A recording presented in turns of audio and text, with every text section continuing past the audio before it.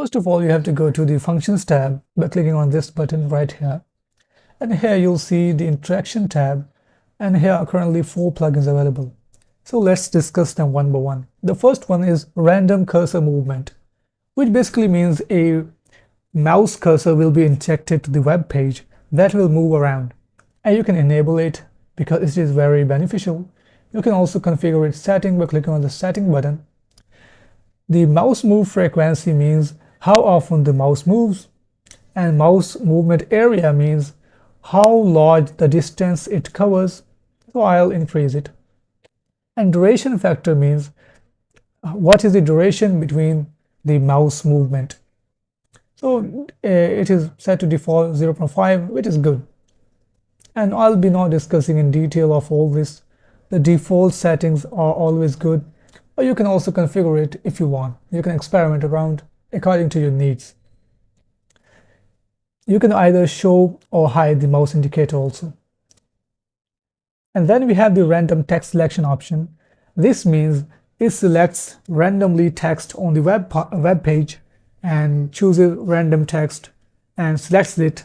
It is basically made to mimic the user behavior and to sound more natural and more human-like. You can click on the settings here and you can choose the mood. Short mood means it will choose short selections. It will select the shorter text. And if you choose medium, this means it will choose medium texts. And if you choose long, it means it will do long selections on the web page. Currently, I'll keep it short. Then we have the minimum node characters. This means how many characters are minimum required for selection. If you increase it, it will select large paragraphs, and if you decrease it, it will select very small text like breadcrumbs or the logo text, etc. So the default 35 is the best. And then we have the drag smoothness. If you increase it, it will drag the mouse more smoothly. Currently it is 15, which is good.